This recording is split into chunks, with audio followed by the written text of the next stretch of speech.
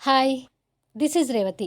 Video చూస్తున్న వారికి, అలాగే లైక్స్, కామెంట్స్‌తో సపోర్ట్ చేస్తున్న వారికి థ్యాంక్ యూ సో మచ్. నా తనువు నా ప్రాణం నీకై ఎపిసోడ్ నంబర్ 41.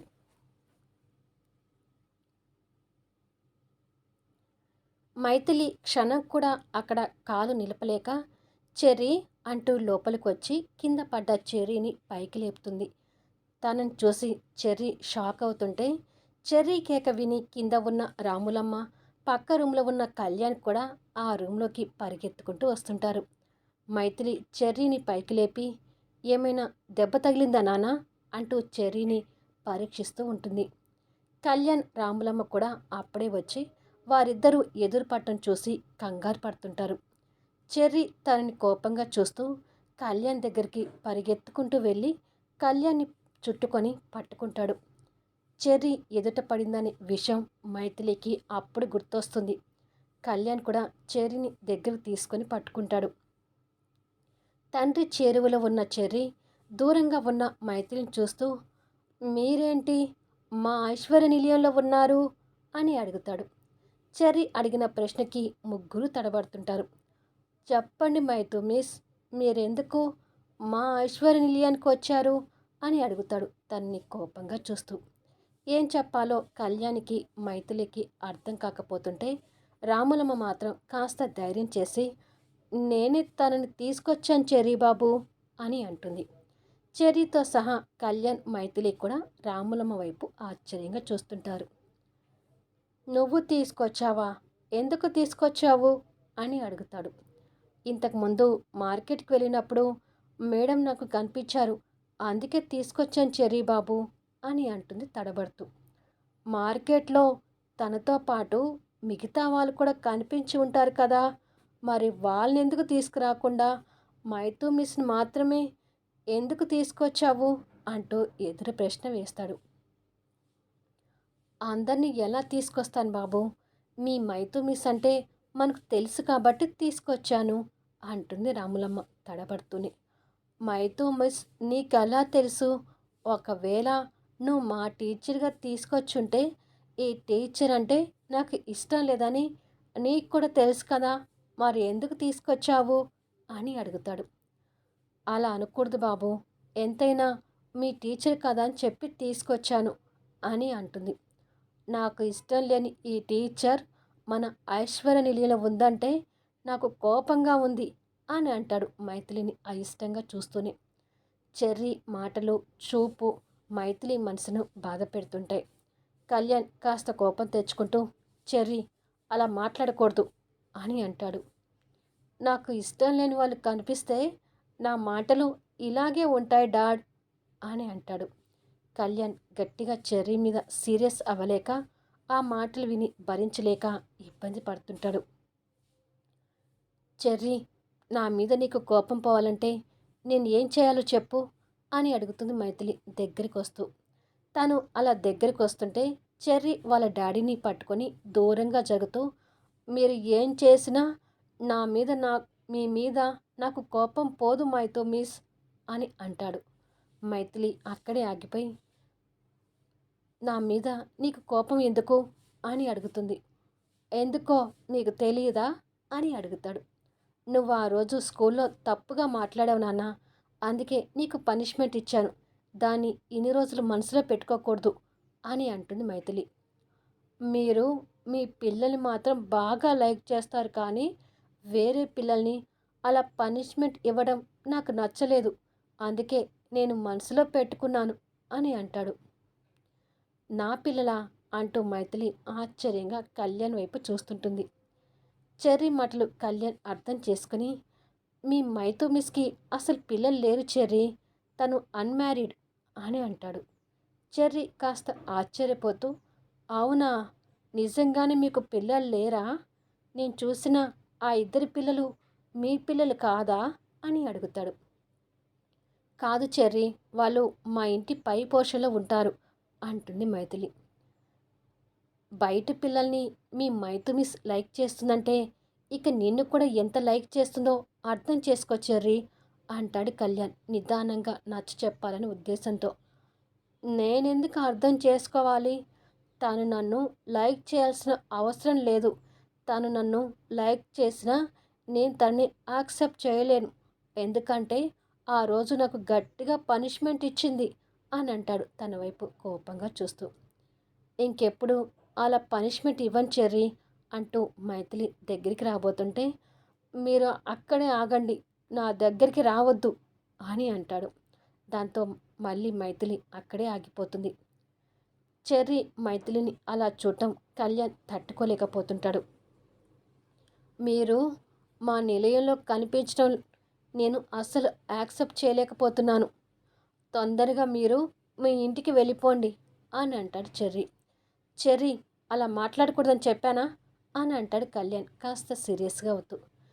తనంటే నాకు ఇష్టం లేదని చెప్పాను కదా డాడ్. అయినా కూడా మీరు తనతో ఫ్రెండ్షిప్ చేస్తున్నారు. ఇది కూడా నాకు నచ్చడం లేదు అని అంటాడు కోపంగా.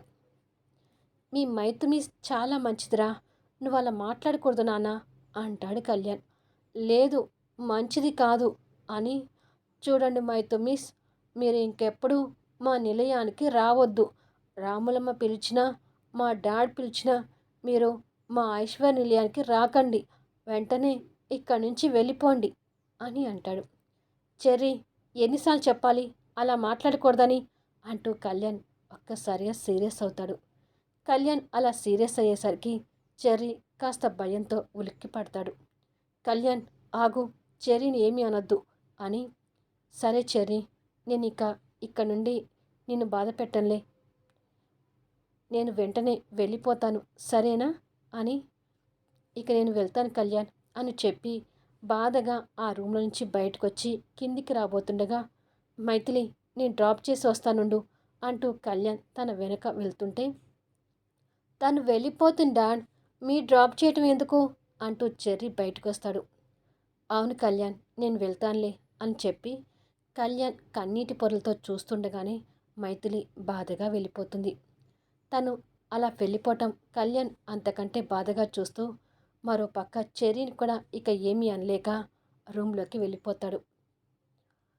ఈ మైతు మిస్ వల్ల నేను డాడ్ బాగా డిస్టర్బ్ అవుతున్నాం. ఇంకెప్పుడు తన్ని ఇంటికి తీసుకురాకు రాములమ్మ ఆంటీ అని చెప్పి చెర్రీ కూడా లోపలికి వెళ్తాడు. రాములమ్మ బాధపడుతూ కళ్యాణ్ రూమ్ వైపు వెళ్ళేసరికి కళ్యాణ్ కన్నీళ్ళు పెట్టుకుంటూ నిలబడటం చూస్తుంది. ఏంటి బాబుగారు ఆ కన్నీళ్ళు అని అడుగుతుంది. నా ప్రాణమైన మైథిలితో చెర్రీ అలా మాట్లాడుతుంటే చాలా బాధగా ఉంది రాములమ్మ. మామూలుగానే మైథిలిని ఎవరైనా ఏదైనా అంటే సహించకపోయేవాడిని. ఇప్పుడు చెర్రీనే మైథిలిని అలా అంటుంటే మనసులో నరకంగా ఉంటుంది. అలా అని చెర్రీని కూడా గట్టిగా ఏమీ అనలేకపోతున్నాను అని అంటాడు. మీరు ఏమీ అనుకోనంటే నేను ఒక విషయం చెప్పనా బాబుగారు అని అంటుంది. ఏంటి రాములమ్మ అది అని అడుగుతాడు. చెర్రీకి మైథిలి మేడం తన కన్న తల్లి అవుతుందని చెప్తే చెర్రీ మనసు ఏమైనా మార్చొచ్చేమో అని అంటుంది. మారుతాడో లేకపోతే మైథిలికి నన్ను ఇంకా దూరం అవ్వమని చెప్తాడో తెలియదు కదా రాములమ్మ.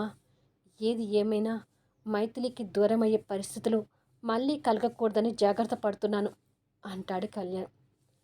ఒక రకంగా మీరన్నది కూడా నిజమే బాబుగారు.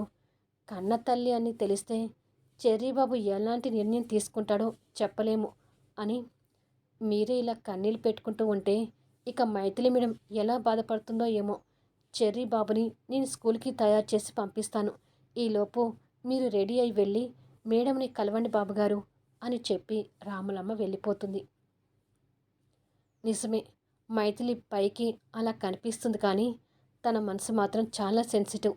త్వరగా వెళ్ళి తనని కలవాలి అని అనుకొని ఆఫీస్కి రెడీ అవుతుంటాడు. ఇంటికి చేరుకున్న మైథిలి చెర్రీ మాటలు తలుచుకొని ఏడుస్తూ, ఈ కన్నతల్లి ప్రేమ నీకు ఎందుకు అర్థం కావడం లేదురా, ఎందుకురా నన్ను అంతగా ద్వేషించుకుంటున్నావు అని అనుకుంటూ ఉండగానే మైథిలి అంటూ కళ్యాణ్ లోపలికి వస్తాడు. కళ్యాణ్ రావడం చూసి కన్నీళ్ళు తుడుచుకుంటూ పైకి లేచి తన ఏడుపు మొహం కళ్యాణ్కి కనిపించకూడదని పక్కకు తిరుగుతుంది. తను ఇంకా ఆఫీస్కి రెడీ కాకుండా ఇంకా అదే డ్రెస్తో ఉండటం చూసి ఆశ్చర్యపోతూనే తన దగ్గరికి వచ్చి, ఆఫీస్కి రావడానికి రెడీ కాకుండా ఇంకా ఏడుస్తూ కూర్చున్నావా అని అడుగుతాడు. అదేమీ లేదు కళ్యాణ్, వెళ్ళి రెడీ అవుతాను అని వెళ్ళబోతుండగా కళ్యాణ్ తన చెయ్యి పట్టుకొని మీదకి గుంజుకుంటాడు. మైథిలి వచ్చి కళ్యాణ్ ఛాతీ మీద వాల్తుంది. కళ్యాణ్ తన కళ్ళు ఏడ్చి ఎర్రగా కనిపిస్తుంటాయి. ఆ కళ్ళను చూసి కళ్యాణ్ ఇంకా బాధపడుతూ, చిన్న పిల్లాడి మాటలకి అంతగా ఏడుస్తారా అని అడుగుతాడు. చెర్రీ మాటలు చూస్తే నాకు భయమేస్తుంది కళ్యాణ్. మన పెళ్ళికి ఒప్పుకుంటాడా లేదా అని హడలిపోతున్నాను అని అంటుంది. నీకు ఆల్రెడీ చెప్పాను. ఎవ్వరి వల్ల కూడా నేను నిన్ను దూరం చేసుకోలేనని. అయినా పసిపిల్లాడి మాటలు ఇంతగా పట్టించుకుంటారా అని అంటాడు. వాడి మాటలు అసలు పసి పిల్లాడిలాగా ఉన్నాయా? నా మీద ఎంత ద్వేషంతో ఉన్నాడో చూసావు కదా అని అడుగుతుంది. తన మొహాన్ని చేతిలోకి తీసుకొని, నా కొడుకు నీతో ఎంత ద్వేషంతో ఉన్నాడో నేను నీతో అంతకు మించిన ప్రేమతో ఉన్నాను. మనిద్దరి మధ్య ఉన్న ప్రేమ గురించి పట్టించుకోకుండా వాడి ద్వేషం గురించి పట్టించుకొని కన్నీళ్ళు పెట్టుకుంటున్నావెందుకు అని అడుగుతాడు. కానీ మైథిలి అలాగే ఏడుస్తుంటుంది. కళ్యాణ్ తనని హృదయానికి హత్తుకొని, ప్లీజ్ ఎనిమి, నువ్వు ఏడవటం నేను చూడలేను. నువ్వు ఇలా ఏడిస్తే చెర్రీ వల్లే కదా నువ్వు ఏడ్చేదని నేను చెర్రీ మీద కోపాన్ని పెంచుకోవాల్సి వస్తుంది అని అంటాడు. వద్దు కళ్యాణ్, చెర్రీ మీద కోపం అనే మాట దగ్గరికి రానివ్వకు. నిన్న నువ్వు అన్ని విషయంలో వాడి మీద సీరియస్ అవుతుంటే వాడి కళ్ళల్లో కన్నీటి పొరలు చూశాను. ఈరోజు కూడా నువ్వు వాడి మీద సీరియస్ అవుతుంటే తట్టుకోనట్టుగా చూశాడు. వాడికి నువ్వంటే ప్రాణం కళ్యాణ్. నువ్వు ఒక్క మాట అన్నా కూడా వాడు భరించలేకపోతున్నాడని నాకు అర్థమైంది. వాడికి నా మీద ఉన్న ద్వేషాన్ని భరించగలుగుతానేమో కానీ నువ్వు వాడి మీద కోపాన్ని చూపించడం, అది చూసి వాడు కన్నీళ్ళు పెట్టుకోవడం మాత్రం భరించలేను. చెర్రీ నాతో ఎలా ఉన్నా తట్టుకోలేస్తాను కానీ నా వల్ల మీ ఇద్దరికీ మనస్పర్ధలు వస్తే మాత్రం ఊహకు కూడా భరించలేను. ఇంకెప్పుడు చెర్రీ మీద కోపం తెచ్చుకుంటానని మాత్రం అనకు అని అంటుంది. కళ్యాణ్ తనని ఎదురుగా నిలబెట్టుకొని చూస్తూ, మరి నేను వాడి మీద కోపం తెచ్చుకోకుండా ఉండాలంటే నువ్వు వాడి మాటలు పట్టించుకొని ఇంకొకసారి ఇలా బాధపడొద్దు. పసిపిల్లాడు తెలియక మాట్లాడని వదిలేయాలి కానీ ఇలా పట్టించుకొని ఏడిస్తే మాత్రం నేను ఊరుకోను అంటూ తన కన్నీళ్ళు తుడుస్తాడు. సరే కళ్యాణ్, ఇక ఎడవనులే అని అంటుంది. కళ్యాణ్ తన నుదుటి మీద ప్రేమగా ముద్దు పెట్టి, వెళ్ళి రెడీ అవ్వు, ఆఫీస్కి వెళ్దాం అని అంటాడు. సరే కళ్యాణ్, స్నానం చేసి వస్తాను, కూర్చో అని చెప్పి వెళ్ళిపోతుంది. పాపం చెర్రీ మాటలకు బాధపడుతూ కాఫీ కూడా తాగినట్టు లేదు అని అనుకొని సూట్ విప్పి కిచెన్లోకి వెళ్తాడు. కాఫీ కాదు, ముందు తనకేదైనా బ్రేక్ఫాస్ట్ చేస్తే కరెక్ట్ అని అనుకొని అన్నీ వెతుకుతూ ఫ్రిడ్జ్లోకి చూస్తాడు. ఫ్రిడ్జ్లో దోశ పిండి ఉండటం చూసి తను స్నానం చేసి వచ్చేసరికి వేడివేడిగా ఉల్లి దోశ వేసి పెడతాను అని అనుకొని ఉల్లిపాయలు కట్ చేస్తుంటాడు. మైథిలి స్నానం చేసి రెడీ అయి బయటికి వచ్చేసరికి ఉల్లి దోశ గుమ్మగుమ్మలాడుతూ స్మెల్ వచ్చేస్తుంటుంది. కళ్యాణ్ కిచెన్లోకి వెళ్ళాడని అర్థమై కిచెన్లోకి వచ్చేసరికి కళ్యాణ్ పెనం మీద దోశ వేసి రుద్దుతుంటాడు. కళ్యాణ్ని అలా చూసి నవ్వుతూ వెనక నుంచి వచ్చి కళ్యాణ్ని హక్ చేసుకుంటుంది. ఓ ఎనిమి, ఏంటి నన్ను అలా పట్టుకున్నావు అని అడుగుతాడు దోశ మీద ఉల్లిపాయలు వేస్తూ. ఏం పట్టుకోకూడదా అని అడుగుతుంది నవ్వుతూ. పట్టుకోకూడదని కాదు, నువ్వు ఇలాగే పట్టుకున్నావనుకో నేను రొమాన్స్ మూడులోకి వెళ్ళిపోయి ఆఫీస్కి వెళ్ళకుండా నీతో బెడ్ మీద డీప్ రొమాన్స్ చేయాల్సి వస్తుంది. తర్వాత నీ ఇష్టం అని అంటాడు దోశని మడత పెడుతూ. నా మెంటలోడు ఇప్పుడు పూర్తిగా మారిపోయాడు. రొమాన్స్లో లిమిట్స్ దాటడని నాకు పూర్తి నమ్మకం ఉంది అని అంటుంది. కళ్యాణ్ నవ్వుతూ దోశ తీసి ప్లేట్లో పెట్టి తనని అలాగే ముందుకు తిప్పుకొని, పర్వాలేదు, నన్ను బాగానే నమ్ముతున్నావు. నిజంగానే లిమిట్స్ దాటకుండా ముద్దులు మాత్రమే పెట్టుకుంటాను అంటూ తన బుగ్గ మీద ముద్దు పెట్టి, వేడి వేడి దోశ చల్లారిపోకుండానే తిను అంటూ తనని ఎత్తుకొని స్టవ్ గట్టు మీద కూర్చోబెట్టి దోశ ప్లేట్ తనకిస్తాడు. మైథిలి దోశ టేస్ట్ చేసి, ఉల్లి దోశ సూపర్గా ఉంది కళ్యాణ్. రేపు మన పెళ్ళి అయ్యాక ఎప్పుడైనా మళ్ళీ నిన్ను రోడ్డు మీదకి నెట్టానే అనుకో, ఈసారి గ్యారేజీలో కాకుండా రోడ్డు మీద ఏ టిఫిన్ సెంటరో పెట్టుకొని బతకొచ్చులే అని అంటుంది నవ్వుతూ. ఆహా, అయితే ఇంకొకసారి నన్ను రోడ్డు మీద నెట్టడానికి రెడీగా ఉన్నావన్నమాట అంటాడు ఇంకొక దోశ వేస్తూ. రేపు నేను నా కొడుకు ఒకటై నిన్ను బయటికి గెంటుతావేమో చూసుకో అంటూ కళ్యాణ్ కూడా దోశను తినిపిస్తుంటుంది. ఇంపాసిబుల్. నా కొడుకు ఎప్పుడు ఈ నాన్న కొడుకే. నేనంటే వాడికి పంచ ప్రాణాలు. నా కొడుకుతో నువ్వు కలవడం చాలా కష్టం అంటూ వేసిన దోశ తీసి మైథిలి తింటున్న ప్లేట్లో పెడతాడు. మైథిలి తను తింటూ కళ్యాణ్కి తినిపిస్తూ, అది నిజమేలే, జూనియర్ మెంటలోడు నిన్ను మాత్రం మించిపోతాడు అని అంటుంది. టిఫిన్ తినటం పూర్తి కాగానే కళ్యాణ్ కాఫీ కలిపి తనకిస్తాడు. అలా ఇద్దరు సరదాగా మాట్లాడుతూ కాఫీ తాగటం కూడా పూర్తి చేసి ఆఫీస్కి బయలుదేరుతారు. ఇద్దరూ కలిసి నవ్వుతూ మాట్లాడుకుంటూ క్యాబిన్లోకి వెళ్తుండగా మేనేజర్ ఎదురొచ్చి, పరశురాం వచ్చాడు, మీతో మాట్లాడాలని క్యాబిన్లో వెయిట్ చేస్తున్నారు సార్ అని అంటాడు. అతని పేరు వినగానే కళ్యాణ్ మొహంలో నవ్వు మాయమై అమాంతం కోపం తెచ్చుకుంటూ, నా పర్మిషన్ లేకుండా నా క్యాబిన్లో అతనెందుకున్నాడు అని అడుగుతాడు. నేను అదే అంటే, త్వరలో మీకు అతనికి మధ్య ఏదో బంధుత్వం కలవబోతుందని ఏదేదో మాట్లాడుతున్నారు సార్ అని అంటాడు మేనేజర్. ఆ మాటలకు ఇద్దరు మొహాలు చూసుకొని ఆశ్చర్యపోయి, నాన్‌సెన్స్, అతనితో మాకు బంధుత్వం ఏంటి అని అంటాడు కళ్యాణ్ ఇంకా కోపం తెచ్చుకుంటూ. వీడియో ఎలా ఉంది అనేది కామెంట్స్లో తెలియచేయండి. అలాగే లైక్స్ ఇచ్చి సపోర్ట్ చేయండి. మళ్ళీ నెక్స్ట్ వీడియోలో కలుద్దాము.